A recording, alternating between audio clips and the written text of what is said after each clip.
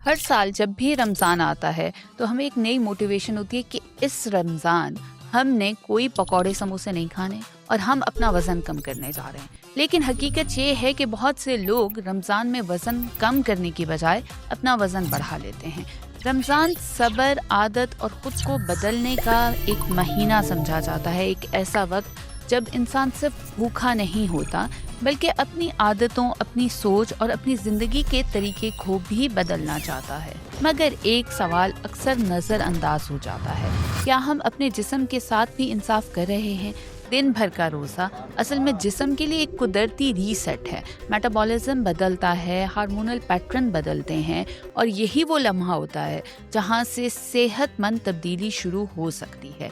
रमज़ान में वज़न कम करने की सबसे बड़ी गलती जो हम अमूमन करते हैं, सहरी छोड़ देते हैं। अक्सर लोग सोचते हैं जितना कम खाएंगे इतना ज़्यादा वज़न कम होगा, जो कि एक सरासर गलती है। इंसानी जिस्म एक कैलकुलेटर नहीं है, एक जिंदा सिस्टम है।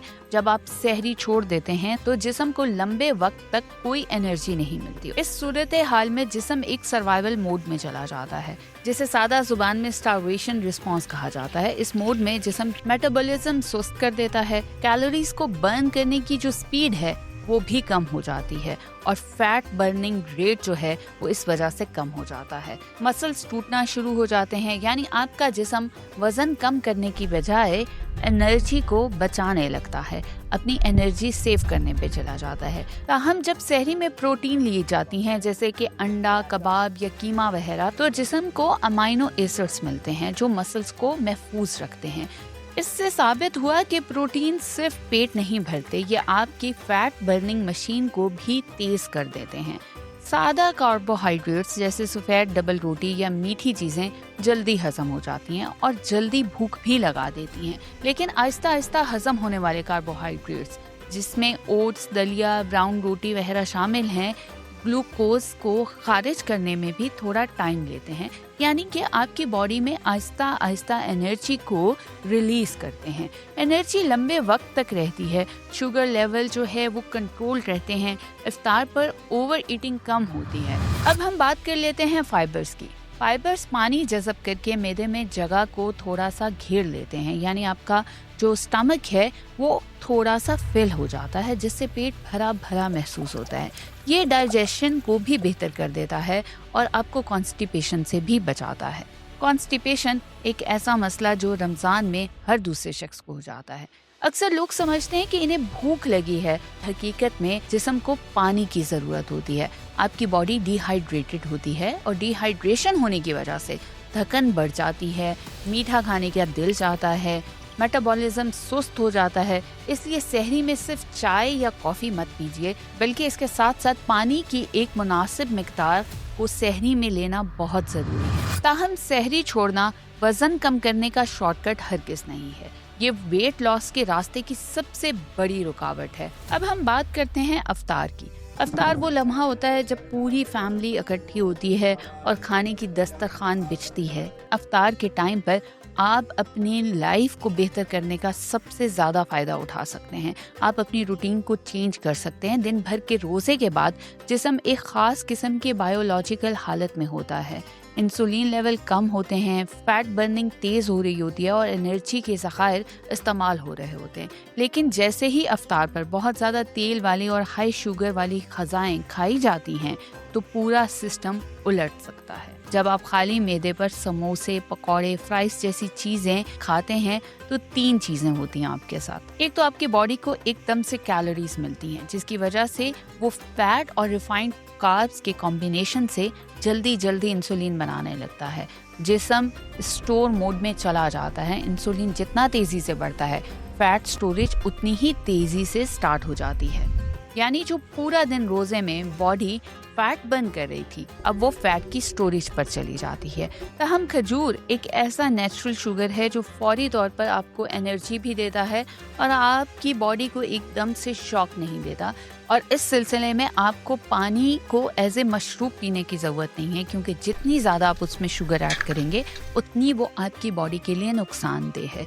सिंपल पानी के 2 से 3 ग्लास या शुरू में 1 ग्लास लेने से आपका स्टमक फिल हो जाता है, जिसकी वजह से आप ओवर ईटिंग नहीं करते और आपके खाने की रफ्तार सुस्त हो जाती है। इसके साथ अगर आप अपनी डाइट में फाइबर को रखेंगे तो ये एक कुदरती स्पीड ब्रेकर है। जैसे ही आप पानी के साथ फाइबर की इनटेक भी बेहतर करते हैं अफ्तार में, आपकी बॉडी को लगता है कि अब मैंने बहुत खाना खा लिया है और अब मुझे अपना हाथ रोक लेना चाहिए। जब आप अफ्तार के शुरू में सलाद या सब्जी खाते हैं तो मैदा जुज़वी तौर पर भर जाता है, डाइजेशन स्लो हो जाती है, बॉडी को ये शुगर जज़ब होने की रफ्तार कम हो जाती है, कैलोरीज कम खाई जाती हैं।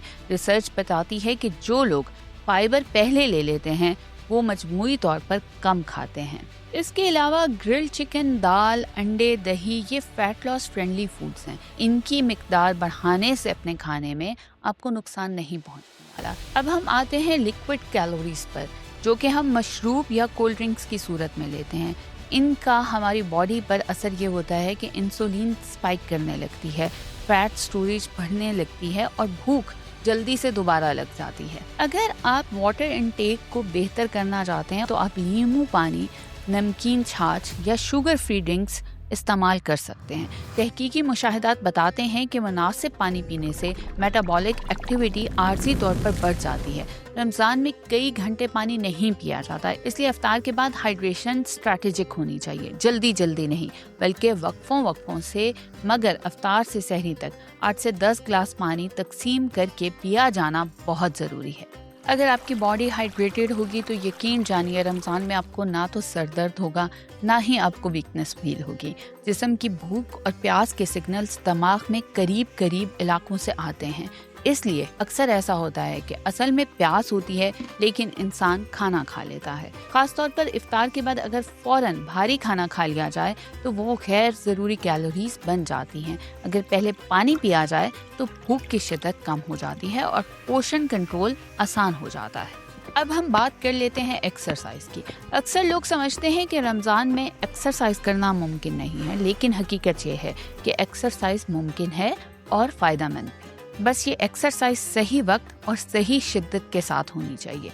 रमज़ान में मकसद नया रिकॉर्ड बनाना नहीं होता या बहुत सारा वेट लॉस करना नहीं होना चाहिए, बल्कि जिस्म के मेटाबॉलिज्म को सुस्त होने से बचाना चाहिए। रोज़े के दौरान क्योंकि आपके जिस्म में पानी की मिकदार कम होती है, एनर्जी महदूद होती है और अगर इस हालत में बहुत ज़्यादा भारी वर्जिश कर ली जाए तो डिहाइड्रेशन बढ़ सकती है, मसल्स ब्रेक डाउन हो सकता है और बेहतरी होने की बजाय आपको कमज़ोरी फील हो सकती है। और सही प्रोटीन की मिकदार डाइट में ना होने की वजह से रिकवरी भी ख़राब हो सकती है। इसलिए रोज़े में ज़रूरी है कि आप वर्कआउट ज़रूर करें, लेकिन अफ्तार से 20 से 40 मिनट पहले हल्की वॉक या मूवमेंट फ़ायदा देती है, क्योंकि उस वक्त जिस्म पहले ही फ़ैट को बतौर ईंधन इस्तेमाल कर रहा होता है।